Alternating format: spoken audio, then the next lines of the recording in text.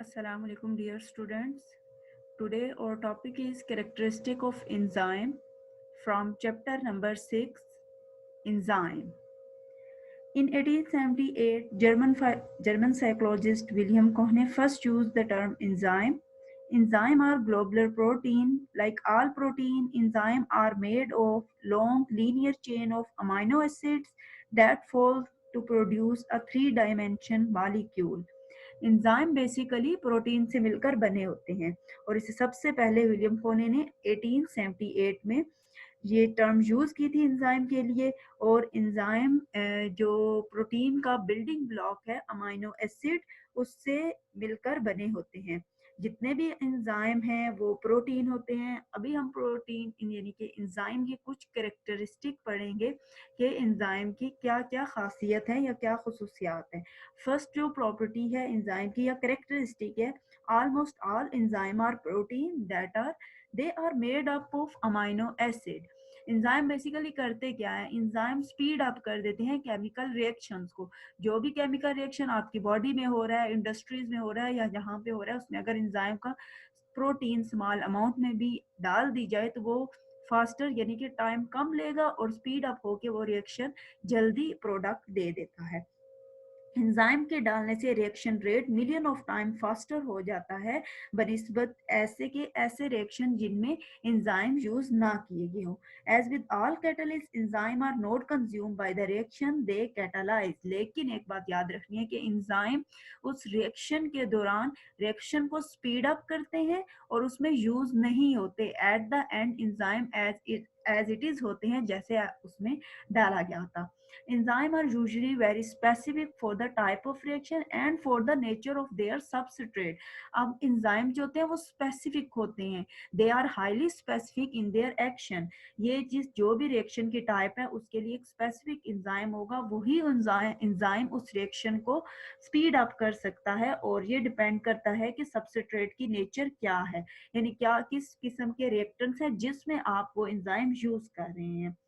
अब ये active site क्या होती है? एक्टिव साइट वो पॉइंट होता है जिसमें आपने एंजाइम को डाला होता है।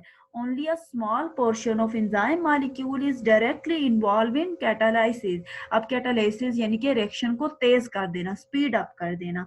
तो इसमें एंजाइम का छोटा सा अगर मॉलिक्यूल भी आप डाल देते हो तो वो रिएक्शन को स्पीड अप कर देगा। अब वो कैटालिटिक रीजन जहां पर आपने एंजाइम डाला है उसको हम एक्टिव साइट कहते हैं। एंजाइम वहां से रिकॉग्नाइज करता है और सबस्ट्रेट के साथ बाइंड हो जाता है, यानी जिस रिएक्टेंट को आपने यूज करना है उस रिएक्टेंट के साथ मिलेगा और रिएक्शंस को आगे कैरी आउट करेगा।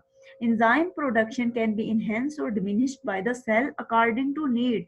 अब एंजाइम की प्रोडक्शन आप इंक्रीज भी कर सकते हैं, डिक्रीज भी कर सकते हैं, यानी कि रिएक्शन रेट को आप इंक्रीज और डिक्रीज कर सकते हैं। तो ये कैसे इंक्रीज और डिक्रीज हो सकते हैं? एंजाइम की जो एक्टिविटी है वो रेगुलेट की जाती है बाय इनहिबिटर एंड एक्टिवेटर से। इनहिबिटर एंजाइम की एक्टिविटी को कम करते हैं यानी रिएक्शन को स्लो डाउन करते हैं, जबकि जो एक्टिवेटर होते हैं वो रिएक्शन को मजीद स्पीड अप करते हैं। इट्स मीन कि हम कह सकते हैं कि एंजाइम इनहिबिटर भी होते हैं और एक्टिवेटर्स भी होते हैं। एंजाइम जो है वो टेम्परेचर से अफेक्ट होते हैं। एंजाइम पी की अगर किसी भी रिएक्शन की स्पीड या पीएच चेंज हो जाए तो उससे एंजाइम भी अफेक्ट होता है। कुछ कैटलिस्ट होते हैं जो कि रिवर्सिबल रिएक्शन में भी यूज हो रहे होते हैं एंजाइम। सम एंजाइम रिक्वायर को एंजाइम। अब कुछ एंजाइम ऐसे होते हैं जो खुद ब खुद वर्क नहीं कर सकते हैं, उनको साथ कोई और एडिशनल कंपोनेंट की जरूरत होती है काम करने के लिए। तो फिर ऐसे जो कंपोनेंट होते हैं वो बेसिकली नॉन प्रोटीन मॉलिक्यूल होते हैं।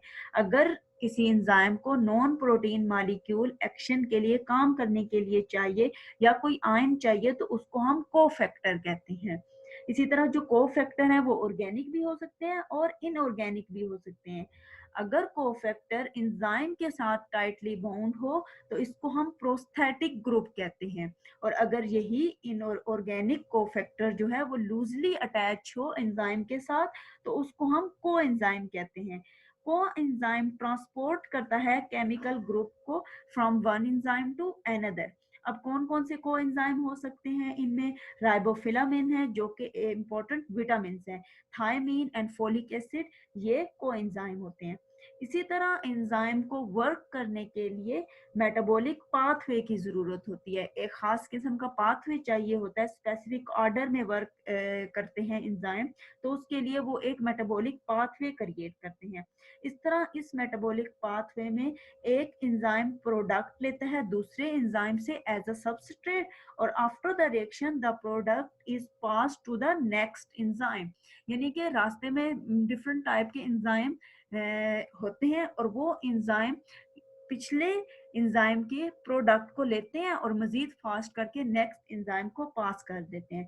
तो आपके पास बच्चों स्टूडेंट्स आप लोगों ने कैरेक्टरिस्टिक ऑफ एंजाइम पढ़ी, जिसमें हमने देखा कि एंजाइम की क्या क्या कैरेक्टरिस्टिक है। फर्स्ट ये कि वो अमाइनो एसिड से मिलकर बने हुए हैं, रिएक्शन को स्पीड अप कर देते हैं, थोड़ी सी अमाउंट माइनर अमाउंट जो है अगर हम किसी भी रिएक्शन में डाल देते वो रिएक्शन को स्पीड अप कर देते हैं, highly specific in their reaction होते हैं, टेम्परेचर से अफेक्ट होते हैं, पीएच से अफेक्ट होते हैं, और इसी तरह कुछ जो कैटलिस्ट होते हैं वो रिवर्सिबल रिएक्शंस में यूज हो रहे होते हैं। कुछ एंजाइम होते हैं उनको को एंजाइम चाहिए होते हैं, को फैक्टर चाहिए होते हैं। अब वो जो को फैक्टर थे वो हमने कौन कौन से पढ़े थे, उसमें हमने पढ़ा कि प्रोस्थेटिक ग्रुप होता है और को एंजाइम होता है, और यह को एंजाइम मिलकर आपस में वर्क कर रहे होते हैं। इसी तरह एंजाइम की एक्टिविटी को इंक्रीज और डिक्रीज किया जा सकता है बाय इनहिबिटर एंड एक्टिवेटर। और लास्ट जो कैरेक्टरिस्टिक हमने पढ़ी कि एंजाइम मेटाबॉलिक पाथवे क्रिएट करते हैं, यानी कि एक स्पेसिफिक ऑर्डर में वर्क करते हैं। होप सो स्टूडेंट्स के आपको ये बहुत अच्छे से समझ आ गया होगा। ओके, गुड बाय स्टूडेंट, अल्लाह हाफिज।